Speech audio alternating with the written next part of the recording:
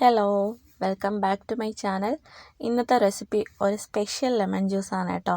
നമ്മുടെ വീട്ടിൽ ഗസ്റ്റൊക്കെ വരുമ്പോൾ വളരെ സ്പെഷ്യലായിട്ട് ഉണ്ടാക്കി കൊടുക്കാൻ പറ്റുന്ന നല്ലൊരു ലെമൺ ജ്യൂസാണ്. നമ്മളിതിൽ 2 സീക്രട്ട് ഇൻഗ്രീഡിയൻറ്റ് ചേർക്കുന്നുണ്ട് കേട്ടോ. ആ ഇൻഗ്രീഡിയൻറ്റ്സ് ചേർക്കുമ്പോൾ നമ്മുടെ ലെമൺ ജ്യൂസിൻ്റെ കളറും ഒന്ന് മാറും, അതുപോലെ തന്നെ ടേസ്റ്റും കൂടും. വളരെ നാച്ചുറലായിട്ട് തന്നെ കളറ് ഒന്നും ചേർക്കാതെ എങ്ങനെയാണ് നമ്മൾ ലെമൺ ജ്യൂസിൻ്റെ കളറ് മാറ്റിയെടുക്കുന്നതെന്നും അതേപോലെ തന്നെ ലെമൺ ജ്യൂസിൻ്റെ ടേസ്റ്റ് എങ്ങനെയാണ് കൂട്ടുന്നതെന്നും ഈ ഒരു വീഡിയോയിൽ ഞാൻ കാണിക്കുന്നുണ്ട്. അപ്പോൾ ഈ ലെമൺ ജ്യൂസ് ഉണ്ടാക്കാനായിട്ട് ഞാനൊരു ജ്യൂസ് ജാർ എടുത്തിട്ടുണ്ട്. അതിലോട്ട് ചെറിയൊരു പീസ് ഇഞ്ചി ചെറിയ കഷ്ണങ്ങളാക്കി ഒന്ന് ചേർത്ത് കൊടുക്കുന്നുണ്ട്. ഇനി നമ്മുടെ സീക്രട്ട് ഇൻഗ്രീഡിയൻറ്റിലെ ആദ്യത്തെ ഇൻഗ്രീഡിയൻ്റാണ് 4 മുന്തിരിങ്ങ ഞാൻ എടുത്തിട്ടുണ്ട്.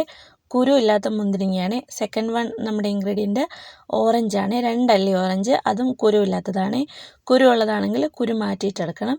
ഇനി ഞാൻ ഇതിലോട്ട് അത്യാവശ്യം നല്ല വലിപ്പമുള്ള 2 നാരങ്ങയുടെ നീരെടുത്തിട്ടുണ്ട്. അത് കുരുമാറ്റി അരിച്ചെടുത്തതാണ്. ഇനി അതും കൂടെ ചേർത്തിട്ട് ആവശ്യത്തിന് പഞ്ചസാരയും ചേർത്തിട്ട് ഒന്ന് അടിച്ചെടുക്കുന്നുണ്ട്. ഇതൊന്ന് അടിച്ചെടുത്ത ശേഷം ഇതിലോട്ട് ഞാൻ 1 ലിറ്റർ നല്ല തണുത്ത വെള്ളം ചേർക്കുന്നുണ്ട്. തണുപ്പ് ആവശ്യമില്ലാത്തവർക്ക് സാധാരണ പച്ചവെള്ളം എടുക്കാവുന്നതാണ്.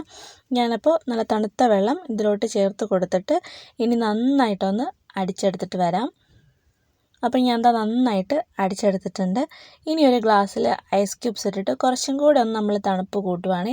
അപ്പോൾ ഐസ് ക്യൂബ്സ് ഇട്ടിട്ട് അതിലോട്ട് നമ്മൾ നേരത്തെ അടിച്ച് വെച്ചിരുന്ന നാരങ്ങയുടെ ആ ജ്യൂസ് ഇതിലോട്ട് ഒഴിച്ചു കൊടുക്കുവാണ്. അപ്പോൾ നല്ല ടേസ്റ്റാണ് ഈ ഒരു ജ്യൂസ് കുടിക്കാനായിട്ട്. നമ്മുടെ വീട്ടിലെ ഗസ്റ്റൊക്കെ വരുമ്പോൾ വളരെ സ്പെഷ്യലായിട്ട് ഉണ്ടാക്കി കൊടുക്കാൻ പറ്റുന്ന ഒരു ജ്യൂസാണ്. അപ്പോൾ എല്ലാവരും ഈ റെസിപ്പി ഒന്ന് ട്രൈ ചെയ്ത് നോക്കുക. ട്രൈ ചെയ്ത് നോക്കിയ ശേഷം നിങ്ങൾക്ക് ഇഷ്ടപ്പെട്ടാൽ ലൈക്ക് ചെയ്യുക. അതേപോലെ തന്നെ നിങ്ങളുടെ ഫീഡ്ബാക്സൊക്കെ കമൻറ്റ് ബോക്സിൽ അറിയിക്കാനും മറക്കരുത്. അതേപോലെ തന്നെ നിങ്ങളുടെ ഫ്രണ്ട്സിന് ഷെയർ ചെയ്ത് കൊടുക്കാനും മറക്കരുത്. അപ്പോൾ പുതിയൊരു റെസിപ്പിയായിട്ട് വീണ്ടും കാണുന്നവരേക്കും ബായ്.